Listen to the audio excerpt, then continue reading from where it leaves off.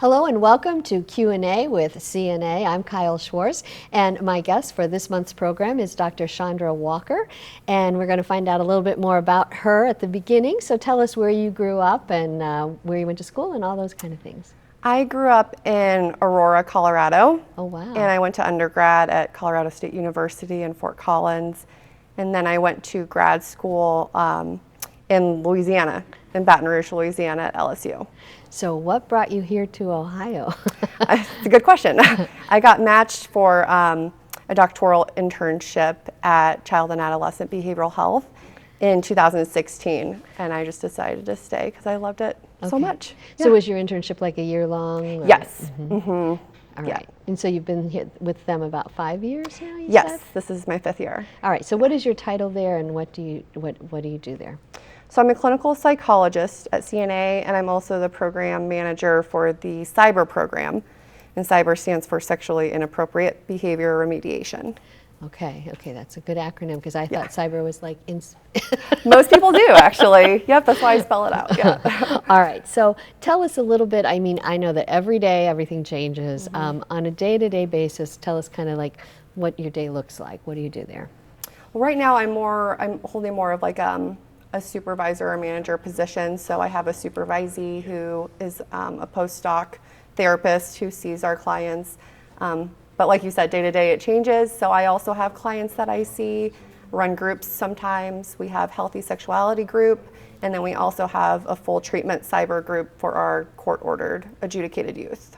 So I would assume that this affects kids of all ages? Absolutely, yes. All right, so what do you do with them? How do you, I mean, they are sent to you by schools or by doctors, or how are they sent to you? From everywhere, yeah, from the community, from different providers, and then a majority of our youth are referred to us by the court. So Stark County Family Court for treatment, either because they offended against somebody or they were engaging in inappropriate sexual behavior.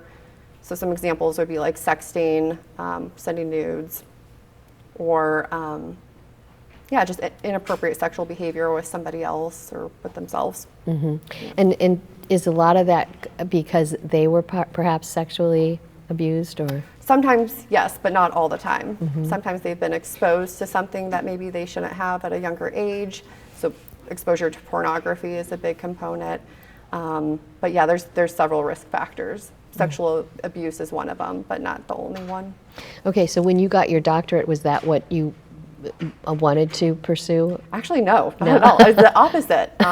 My dissertation was in child sexual abuse, so victimization of sexual abuse. And then when I first started at CNA for internship, I had an interest in working with kids who've experienced trauma and sexual abuse. So I was working on the other side of that. Okay, so on a regular basis, I mean, how many kids do you see in a week? Let's just say. That's a good question. Well, I do treatment, so I probably see about 10 kids, and then I also do risk assessments for the court or psychosexual assessments. So those are every now and then, whenever we get referrals. And this is for all of Stark County. Okay. Yes. All right. Yes. So what are some of your success stories? What can you tell us about, how the treatment works?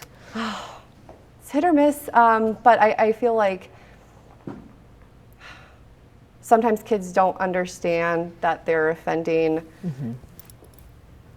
deeply affected somebody else. So I think that that's probably the most fulfilling part, is when the empathy builds and they understand what they have done and how that affected somebody else, and when they start to get let's say like motivation or interest in developing healthy relationships with other people. Some of these kids have never seen a healthy relationship.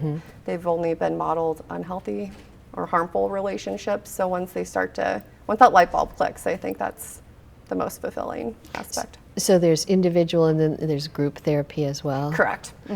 And so how big are the groups usually? Or it just depends? So yeah, full treatment SIBR, those are the kids who have been adjudicated.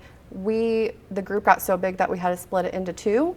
So we have about 5 in each. And then we also have healthy sexuality group. So we have a boys group and a girls group.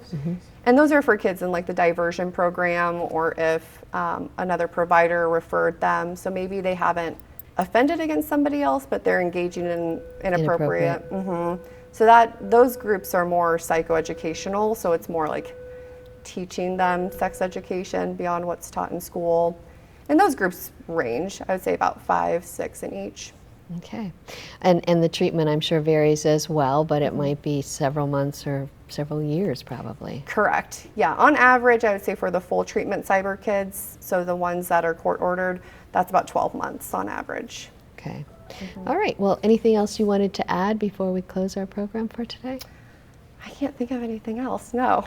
All right. Yeah. Well, it's always interesting working with CNA. Is how many areas that you guys cover, how many Yes. employees there are, how many groups there are, and what a wonderful asset to the Stark County area, and other, that you guys are there and helping Thank you. kids every day. Thank every you. day. We love it. Okay. Yeah. Well, Dr. Walker, thank you for being with us today. Thank you so much for having me.